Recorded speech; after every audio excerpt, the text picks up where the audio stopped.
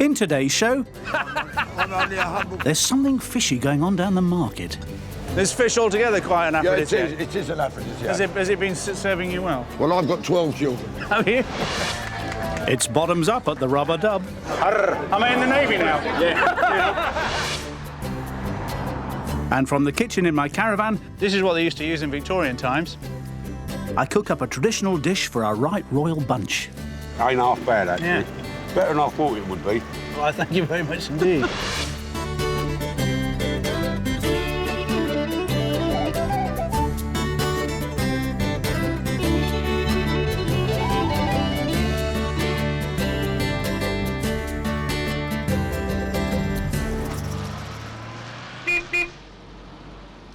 If I was to have a bull and row on the apples and pears with the bag for life, because I'd forgotten to take me daisy roots off, you'd probably think I'd hurt my head.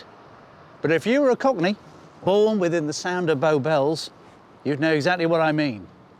And if you think cockney rhyming slang is the only thing the East End has ever given us, well, don't be so fore and aft. Grab yourself a nice cup of Rosy Lee and have a butcher's hook at this lot.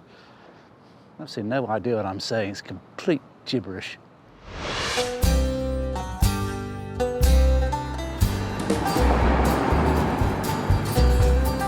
Today, I'm in the big smoke, London. But it's the East End of the city that I'm exploring, home of the Cockneys, famous for their rhyming slang and jellied eels.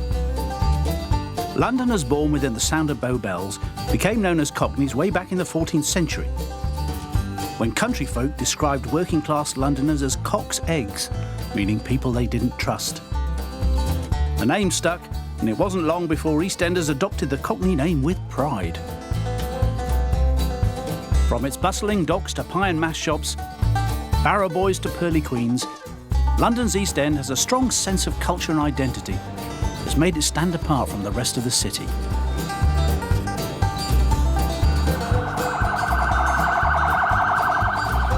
Looks like they found me. Quick, duck. Right, quick. Make it get away.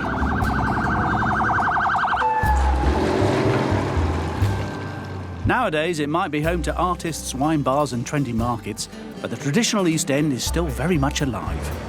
For many, this is the real heart of London, and I can't wait to find out more, so I'm going to hit the Frog and Toad.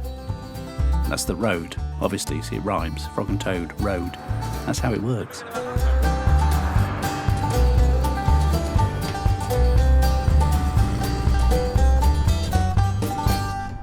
In the early hours of the morning, in the shadow of the towers of Canary Wharf, where thieves and swindlers gamble with our savings, the yells of the honest fishmonger combine with the smell of the sea to kickstart the morning in the East End. But they do start early. Ooh, I have a little Bo Peepee. I made that last one up myself.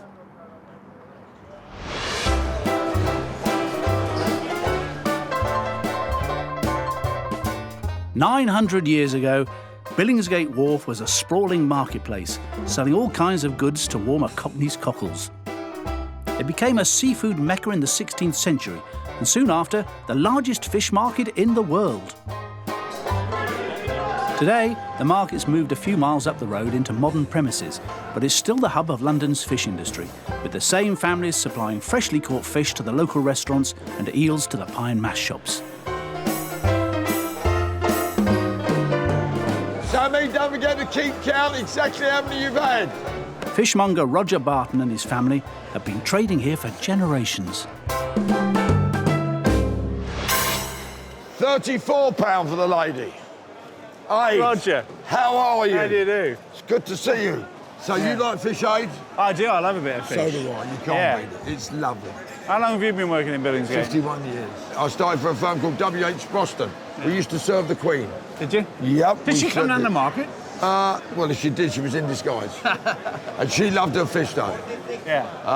And I used to sometimes, as a shop boy, would bike from there to Windsor on the bike. Right. It's a long time ago. What did she have? A couple of fish fingers? Dover soles. Did she? she was a Dover sole lady. Yeah. And you know, eh, they're lovely. I mean, look, there's the old Dover soles, look. You can't beat them. Probably, might even be too fresh to eat. Yeah. One of the only fish that you can eat too fresh. How's Mackerel, herrings, What, sprats. too soft? No, it'll eat hard. All it right. would eat hard. Hold on 1 minute, eh? This Yeah, could be sure. something important. Could be the Queen. Hello? Yes, what would you like? There are over 100 fishmonger families competing here to get the best price for their catch.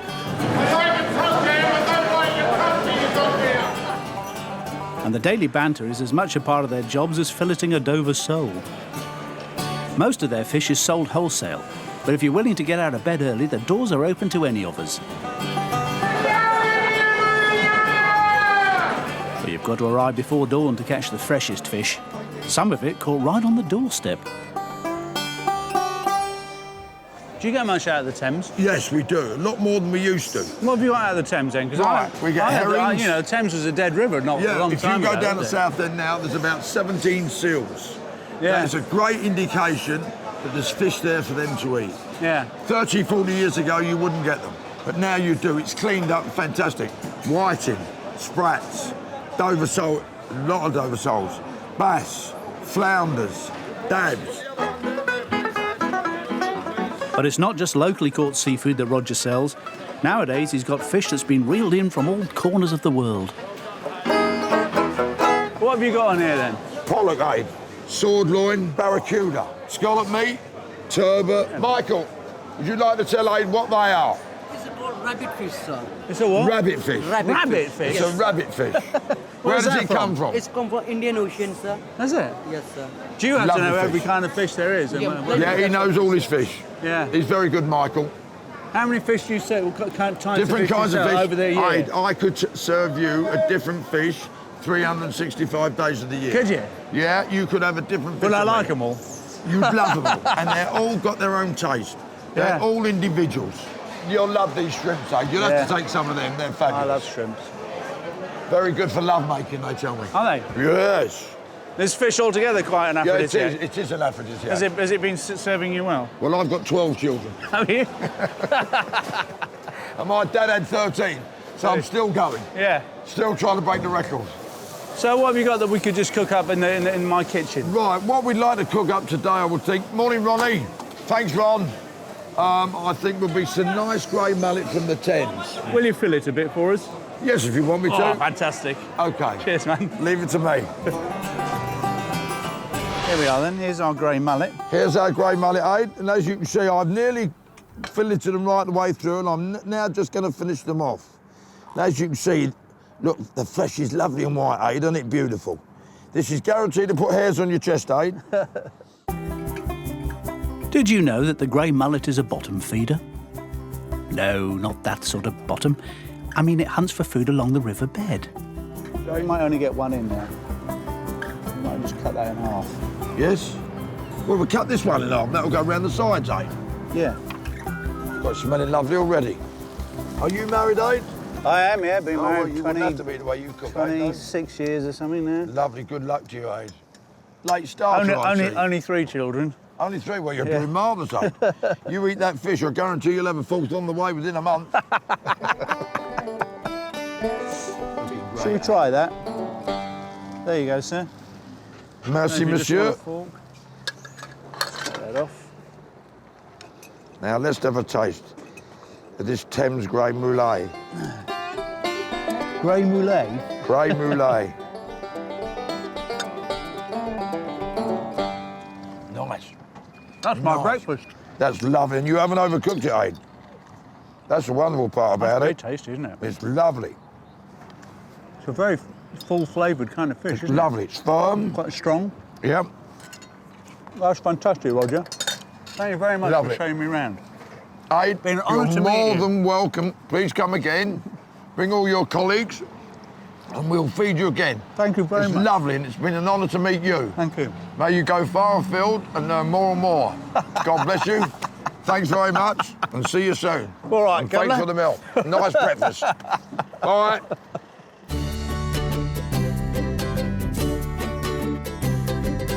So I'm just going to take a little snap from my scrapbook. Good luck to you, Aid. If you could hold it up a bit so it's nearer your head, course. because I'll get it in. Go on, Sam, go. In you go. Is that the best view of the fish? That's a beauty, Aid, isn't it? Lift it up a bit. It looks better looking than I am. Lovely fish. All right, cheers, man. Lovely fish.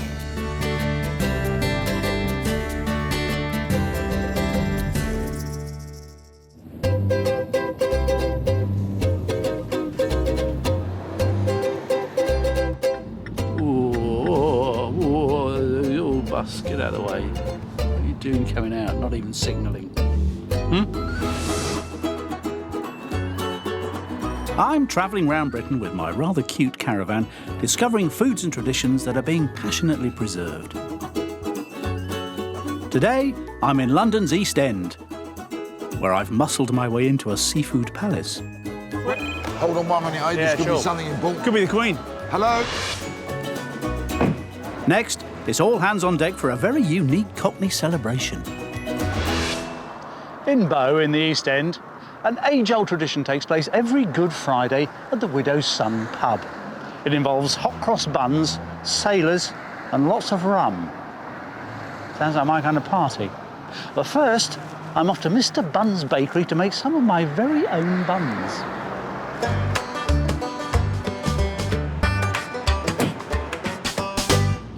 Hot cross buns, 1 a penny, 2 a penny, hot cross buns.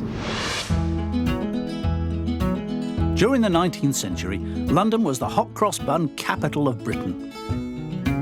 Street sellers sold them for a penny, and bakers competed to make their buns the best in town. Traditionally eaten on Good Friday, these buns are steeped in superstition. The cross on the top was said to ward off evil spirits, and if you bake them really hard and they don't go mouldy, you've got yourself a lucky charm.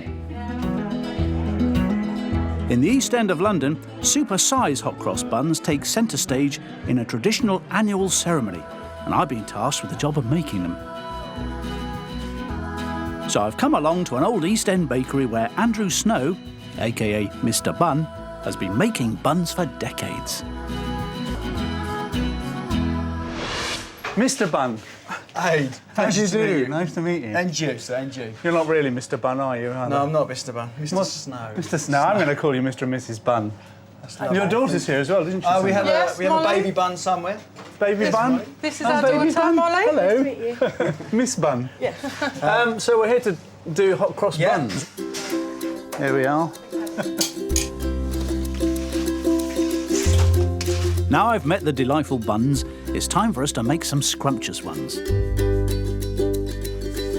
Mr. Bun follows an old family recipe that he's been using for 23 years. This is how long it's been up here, look. Oh yeah, that's the time-honoured recipe. Does that That's come the down time- from medieval times? That bit of paper. It That looks bit like of paper it. looks like it has. That's how long it's been here. Yeah. So, OK, we've got a 12, so 9, 10, 11, 12. Dry ingredients. The first job is to make some bread dough, but it's the special blend of spices that turns bread buns into the hot cross variety. Get your nose in there. Oh, that's fantastic. That's like Superb, isn't it? that is the smell of hot cross buns, That's isn't the it? smell of hot cross buns. And you see how the Is there fruit... cinnamon in there? Is that? I think, yeah, it's a liquid cinnamon in there. So we put lemon juice in it. We've soaked it overnight. The fruit's Yeah. all soft now. We've basically got And now we're raisins and short on weight. sultanas. Raisins and sultanas, yeah. Yeah, in there. We are very generous. In goes the spiced fruit and mix. Now for the best bit, getting me hands dirty.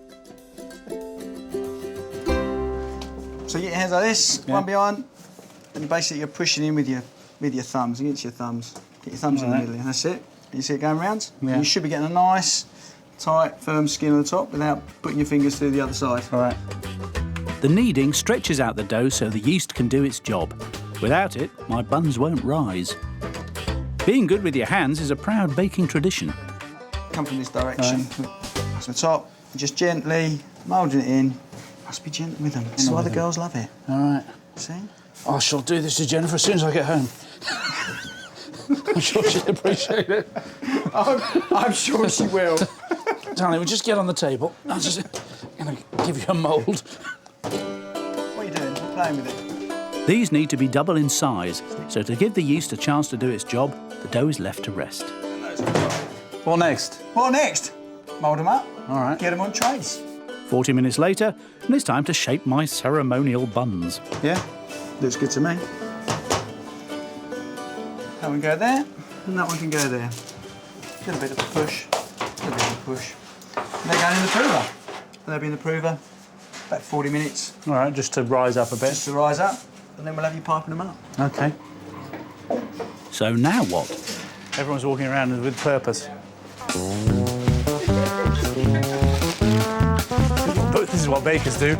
We do a lot of walking around. We do a lot of walking around. Oh, just got to get the... just got to look in here. Just in there. Oh, sausages. Yes. Sausages. To eat here. You won't go hungry. Nicely risen. Nicely risen. Proved up. OK, how good are your piping Proved skills? them buns. I don't really know. The crosses are made out of a flour and water paste. Push. Easy to pipe. Push it. Well, so you'd think. Put it down to... Oh, my God, what have you done? Nothing. Not bad. Push, push. Keep pushing, keep pushing. It's not bad, not bad. Keep moving, keep moving, keep moving. Just keep swimming. Gotcha. I told you it's like piping elastic bands, isn't Oh, blimey. it? Keep going. Keep That's going. really annoying. I don't know who's getting more cross here, me or the bun. Away from it. Yeah, you keep saying flick it back over and they'll go. It won't. It does. It doesn't.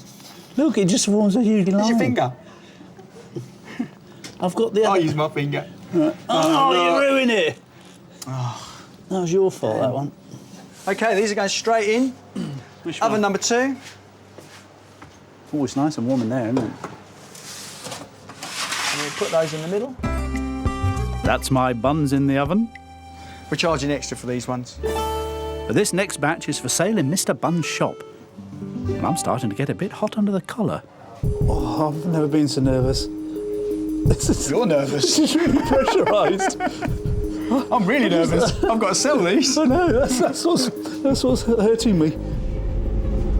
Which one? You know the nursery rhyme goes hot cross buns, That's hot it. cross buns. One a penny. One a penny, Don't two tell a him that. penny. Don't tell him that. You think, well, We charge a bit more than that these he's a days. stupid baker, isn't he?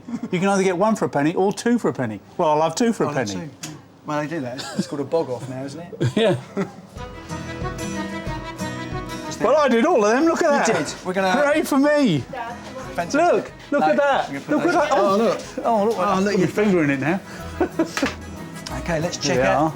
Let's check out your buns, shall we? Who are? Not bad. Not bad. Not bad, chef. Oh, lovely. I bet they taste as good as they look. But these ones aren't for eating.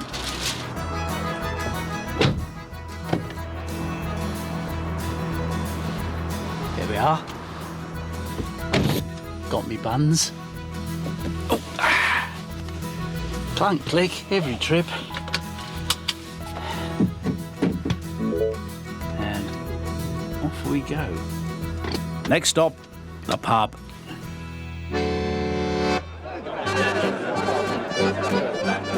I'm on my way to meet some sailors that are keeping a 150-year-old tradition alive.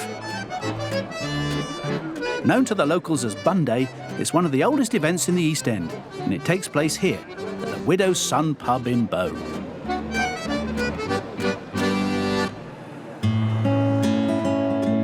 On this spot, there used to be a cottage belonging to a widow. Her son was serving in the Navy, and one Good Friday, eagerly awaiting his return, she baked a batch of hot cross buns. But sadly, he never came home. Right. I'm looking for Erica. Do you know who? Did you make them? I did actually. No, I blooming well did. I actually made them. How? I went to Mr. Buns the Baker's. Yeah. That's his name. System. I know it sounds implausible, but it's true. Erica. Landlady Erica Turner is in charge of this year's proceedings, and she's got the full story.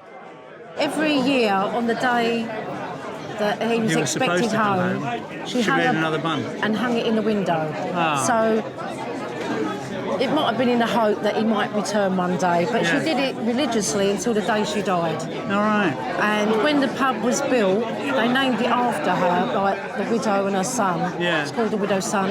And every landlord that's been here has carried on the tradition. Right. A net of hot cross buns hangs above the bar, and every Good Friday, a sailor adds another bun to the collection. And this year, it'll be a bun that I baked that'll take pride of place in the ceremony. All I need now is someone to put the bun in the net. Hi, darling. Hello. What's your name? Nicola. Nicola. I shouldn't say darling to a naval person. Okay. Hello, Captain Darling. You've been chosen to put the bun in this year. I have, yes. Because you're the youngest in the squadron. I think it's because I'm the youngest and probably the lightest That's as well. yeah, probably a good idea. And have you been down to this kind of bun fight before? I haven't. This is my first year, so I'm really excited about it. Yeah, we're going to move on and chat to her around. Come around this way. Nicola's new to all this, but some of these sailors have been coming here for years. What does it mean to everyone? Does it? Me personally, it's to keep the tradition alive. Yeah. I like coming down here because I know a lot of the people and to join in and have a good time. That sounds like one. Let me buy you a drink. Oh, you're all right. I'll buy you one.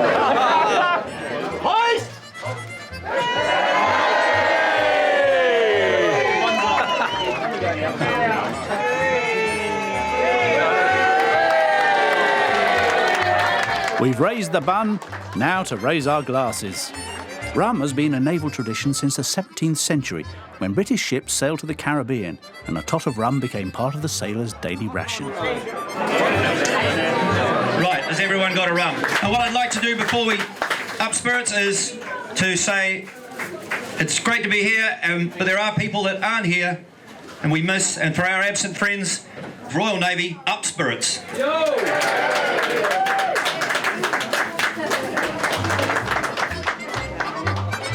Good man. Am I in the Navy now? Yeah. That's on your name. That's it. Good, mate. Keep on. Right, I'm in. Hey!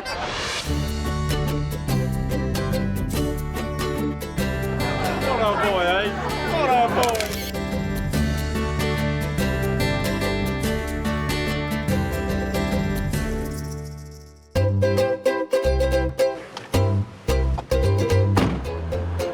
What a great way to spend an afternoon.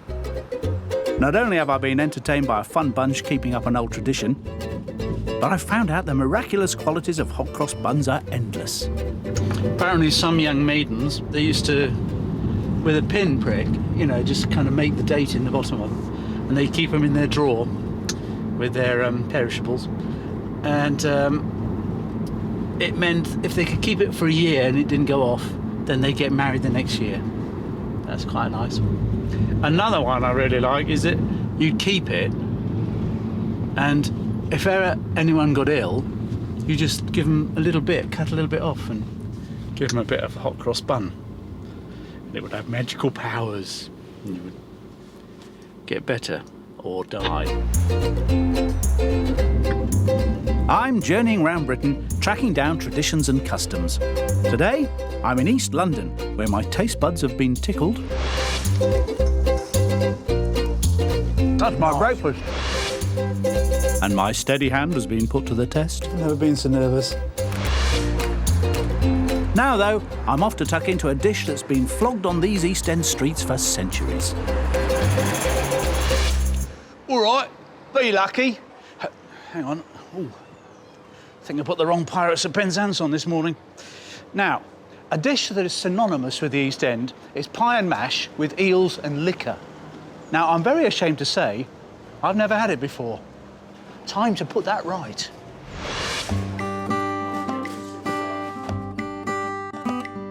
Pie and mash shops have been feeding cockneys since the 18th century. Back then, the River Thames was filthy, and the only fish worth catching were eels. Cheap and nutritious, cooked eels became very popular indeed. Today, there are species in trouble. Numbers have fallen by a third. Prices have shot up, and they've become quite a delicacy. Eels are no longer caught locally, but they're still very much on the menu in the East End, stewed and served with meat pies, mashed potato and lashings of thick parsley gravy, known to the locals as liquor. The Goddard family have been dishing up this classic cockney grub for more than 100 years. And I'm hoping brothers Jeff and Kane will let me taste their wares. Are you the Goddard boys? We are indeed, yep. Yeah. You are. You're Jeff? I am Jeff. Jeff and Kane. Kane. Nice to meet you. Now, guys have been around for years. When did they suddenly get put together with MASH? When did the pie and mash thing happen? I think to be fair, you're probably looking at about the late 1800s. Yeah. I mean, you know, you got to remember pies. Back then, you could put almost anything in a pie. Yeah. You know, wrapped in pastry. Yeah, there was no health and safety. No health and safety, exactly. You know, some people must have got very ill in those days. Yeah, I think they probably did actually. I mean, hence why we use the chili vinegar as a tradition now with the food, because back then the chili, the vinegar, took away obviously. Disguise the rancid meat. Yeah. It was a very simple, rustic London meal. Was it always served on a plate then, pie and mash? Yeah, I think so. In a bowl, kind of a plate bowl, so that you know you could get the pie, the mash on there, and obviously the sauce that went on top, which is known as the liquor. Yeah, the liquor. This is something that intrigues me. So I don't. It's the family secret. Well, I can imagine it's a secret, but basically, what is liquor?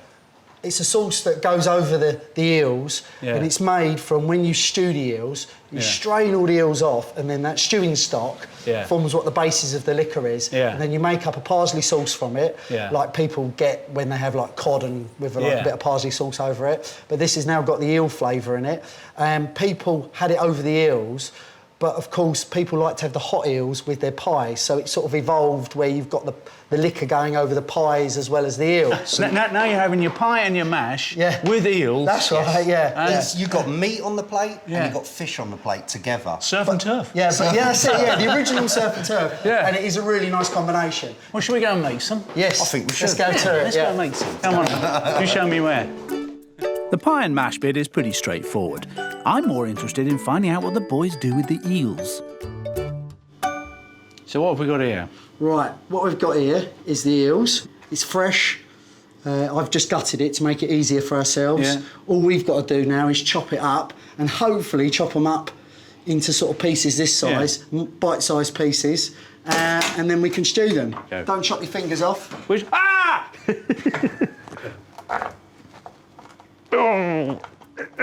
That's it. Nearly there. Put some force behind it. Blimey, they are a bit tough.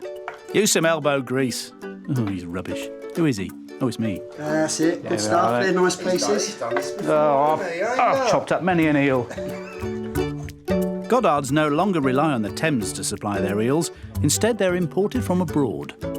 Tell you what, it makes your hands a bit slimy, doesn't it? Yeah, it does. Yeah. Just be careful you don't splash yourself. Good stuff. Quick stir. This is going to form the basis of the liquor. That's correct, yeah. That's correct. And you can see immediately, I mean, it's kind of... Yeah. Almost goes cloudy, doesn't it? Straight away. Nice dried bay leaves in there. Drop of vinegar as well, just to bring the flavour out in it. Drop? Blimey. Well, you know. Yeah, a little bit. I'd like to put a little, not too much, because it'll burn it, but just a little bit of chilli. Yeah. All right, just a couple of little bits of chilli. And that's probably just do it, that will, throw out. Okay, we'll leave some of the stewing stock behind. I want to know how we make the liquor, because this is going to turn into this, isn't it? Now, there is some ingredients that we add to this. Our family recipe, which has been handed down to us from generation to generation. And how many people know it? Living in our family. Only me and my brother and our wives. Only wants to become our wives, though. Yeah. What happens if you get divorced? Does she have to die? I think so, yeah. You better stay married to him.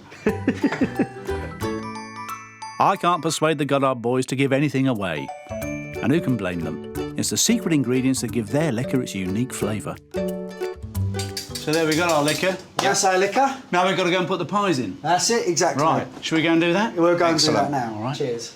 We're going to stick into the middle oven so you can whack that in there. They make everything by hand here, including their minced beef pies and mashed potato. Right, time to get stuck in. Make sure you do your one first, Jeff. All right? I was just thinking that. It's the Goddard boys' way. Oh, yeah, survival of the fittest round here. Got to have the liquor all over the mash, keep it nice and hot. Right. Over the eels, and we tend to put over half of the pie. Right. Okay? Here we go.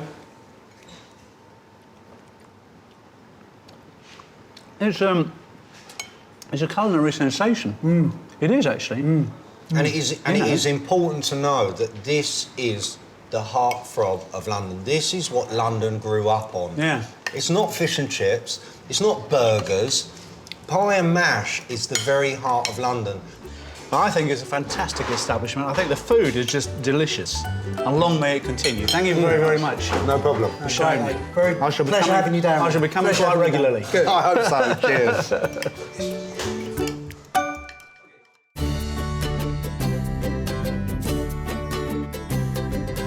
Right, just going to take a little snapshot from my scrapbook. Can you hold the pies up a bit so I can get everything in frame at once? Tilt them a little bit without dropping them. All family-run business in the background. And you even look like you like each other then. Yeah.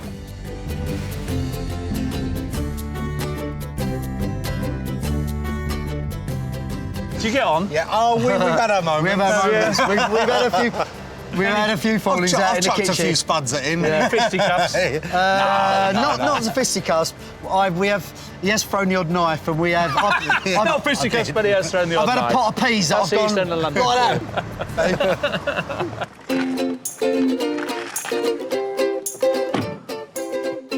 For centuries, the London Docklands were the first stop for immigrants arriving in Britain, with many settling in the East End. Today, it's the heart of London's Bangladeshi community and famous for a good old plate of Ruby Murray. But going back generations, this was home to thousands of Jews who fled Eastern Europe, bringing with them a Jewish staple that's become a Cockney tradition. What's the kind of best bagel to have? What's the most popular? Salt beef is the popular one, or salmon and cream cheese. Well, I better have a salt beef bagel. Do you like salt beef? Do you like mustard? Yes, please. Salt beef is rooted in Jewish tradition. To be kosher, meat has to be cooked within a few days of butchering. Without time to hang and tenderise, salting and slow cooking is the best way to turn a tough cut into a melt-in-the-mouth delicacy.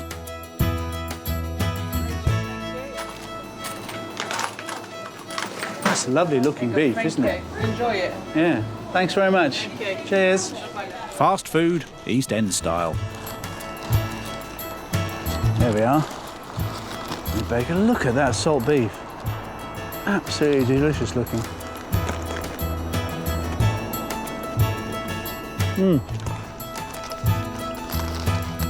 It's one of the nicest takeaways you can get. You don't always have to eat American.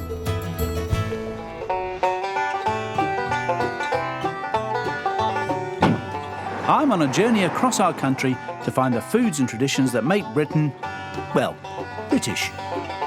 Today, I'm in the East End of London, where the people have been a bit friendlier than the fish. That looks vicious, doesn't it? That? It is vicious. And I got into a stew over some eels. Ah! Now, I'm about to roll up my sleeves and cook up a hearty meal in this East London park for some lucky locals who are happy to sing for their supper. The style and the culture of ordinary working people are at the heart of most of our traditions. And perhaps nothing illustrates that better than the Pearly Kings and Queens of London. And they ain't half bad at knocking out a good old sing-along either. Take it away, Your Majesties. Maybe it's because I'm a Londoner that I love London so. Maybe it's because I'm a Londoner that I think of her wherever I go. I get a funny feeling inside of me, just walking up and down.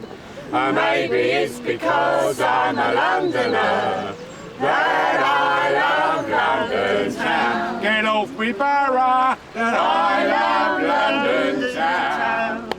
Excellent, excellent work. Can I tell you what I particularly liked about that? Was that you, John, was singing in a different key. Yeah, he always does. Does he? Yeah. Is that a traditional thing? My keys vary depending on my Does he? mood. Tell me, what are the Pearly Kings and Queens? Because we've all seen them, but I don't think everyone knows exactly what you're for and where you come from, you Well, know. we're a London tradition. Yeah. Which goes back 1865, the first Pearly was This is born, Henry Croft. Henry Croft. Yeah. And he was born in a Victorian workhouse orphanage in Somerstown, in King's Yeah. Cross. And he started doing the markets. And they used to have buttons on their lapels, down their trousers, on their hats, big penny buttons. And the more flashes, they was called flashes. Yeah. And the more flashes you had, the more customers, More customers you get, yeah. And that's where the old saying "flash Harry" comes from. All right, I see. Yeah. Henry Croft wanted to make himself flashier than all the other market traders, so covered his whole suit in pearl buttons. Henry's aim was to attract attention, to raise money for the orphanage where he grew up.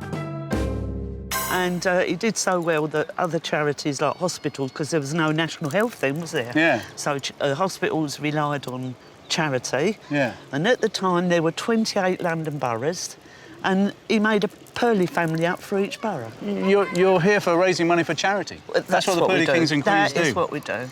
We're all from one family. That's a very nice hat you got there. So we go. Be a devil. Oh, yeah. Oh, actually, that's There you go, darling. Thank you very much. Go. Right, look, I'll give you your hat back. And I'll let you lot have a sit down and I'll make you some soup. Thank you very much. So I'll see you in a minute. Thank you. Cheers. Right, what I'm going to make is called a London Particular, which is a type of pea soup named after the London fogs, which were called pea soupers. They were very thick. So I'm just going to chop up some carrots in my semi-professional way, just to prove that anyone can do it. First of all, chop some veg. Carrots, onion and celery. Just going to put a bit of oil in the pan. And put my veg in there. I have to say, it's the start of most soups, this, isn't it? Bit of onion, bit of carrot. Put the lid on that. Just going to let that sweat down for a minute. Peas, split peas, are a fantastic thing. These I've soaked overnight, but they obviously come in dried form. And they're a way of kind of keeping peas throughout the year, you know, so you don't have them, you know, not just when they're fresh. And they're very high in protein, very low in fat, and exceptionally high in fibre. You know what I'm talking about. Yeah, it's very good for you. Very good for the digestive system. And it wouldn't be pea soup without the peas, so in they go. Add some water, and if you're worried about amounts, the recipe's coming up later. It's this ham bone, which is going to give us all the flavour. It's a very nice, cheap thing. Don't give it to the dog, put it in a soup. Dickens gave the pea soup of fogs a bit of a mention in Bleak House. There's a scene with Esther Summerson, the heroine, and she's walking through the streets with Mr. Guppy, the lawyer, and she remarks on the fact that they can hardly see where they're going because she says, "Is there a big fire somewhere? Because, you know, what's all this smoke?" He says, "Oh, no, miss, this is a London Particular." And that's where the name for this soup comes from. I'm a mine of information, aren't I, about pea soup? You thought there was nothing in it. Just peas, no. All of history is in this dish. A lot of birds in this park. I feel a song coming on. Feed the birds, the birds. That's enough of that. Right, what I'm going to do just now, because we're nearly there, is I'm just going to fry off. I've just cut these bits of bacon up. So I'm going to use, I'm just going to put them on top afterwards. That's just something to crunch into, you know. There's nothing more tricky than separating your bacon bits. I had a penny for each time I'd separated my bacony bits. I'll do something to eat. I'm getting a bit taters in the mould sitting over here. Bit of a what? Bit taters in the mould sitting over here. Taters in the... No, you have to translate that one. Taters in the mould, cold. All right. So, here it is. Look at that, looking very nice. And I'm going to remove the bone. Ooh, don't fall off now. There we go. Yeah, that's for you. I'm going to have the soup. Right, now This is what they used to use in Victorian times. Let's put this in here. Have a look in here. You can play the blending part by ear, really. I like my soup a bit chunky.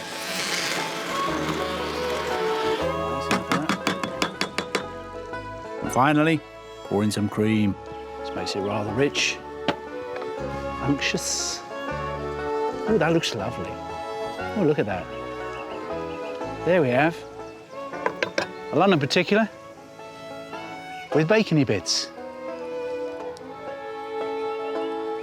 Last bit of bacony bits on there. Time to feed some very hungry EastEnders. There you go, John. Thanks, Hank. In good health. All right to eat it, is it? I hope so. OK, Now, I'll give this loopy-loop a try. And so will I. how's that? Ain't half bad, actually. Yeah. Better than I thought it would be. Well, thank you very much indeed. Did you hear that? John thought it was a winner. If you too would like to impress your friends with this simple soup, this is how I did it.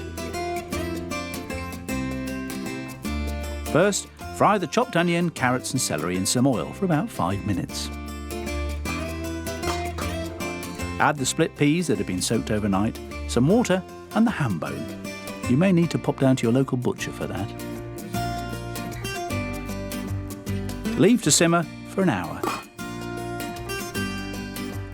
Remove the bone and blend. Stir in some cream.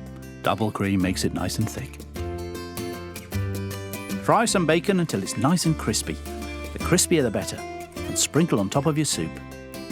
You can find details of what you've seen in today's show at itv.com/food. And there you go. A traditional London particular with bacony bits. Lovely. Now, throughout this programme, I've been taking the mickey out of cockney rhyming slang. Yeah. What is cockney rhyming slang for? Why was it invented? It created in order to confuse the customers and the police. The customers and the police? Oh, yeah. Confuse everybody? Oh, yeah. It was used normally in two-syllable words. For example, loaf of bread. Dead. Is head. Head. Right? Yeah. So if someone says use your loaf... Oh, yeah. That makes sense. Only the recipient would know that the other half is bread, right? Loaf of bread, head. So that's how it was used. Yeah. And it's been updated over the years. It's not something that remains constant. Yeah. So, for example... It seems a bit impure these days. There's quite a lot of new ones, aren't there? Yeah, that's exactly what... Like Wayne Rooney for loony. And Ruby Murray for curry. Yeah. Yeah. See, when we finish here, I might take you for a bowl of chalk, down the Frog and Toad, go round the Jolly Hornet, go in the old Battle Cruise, and I'll buy you a pig's ear. Nice. Yeah. Yeah. Right, well, I understood that. Did you? Shame Well, tell everybody what it meant. You're going to take me down the road, down the corner to the pub and buy me a pint of beer? That's it. Got it in one. Well, look, I'm about to scarper. Down the Frog and Toad? Yeah, but before I do, will you sing us another song? Well, are we going to finish eating first or Yeah, not? finish eating and then sing us a song. When you go down Lambeth Way, any evening, any day, you'll find us all doing the Lambeth Walk. Oi! Well, that's it from the East End. I'm off down the Rubber Dub for a pig's ear, or maybe a gold watch. See you next nickel and dime. You'll find us all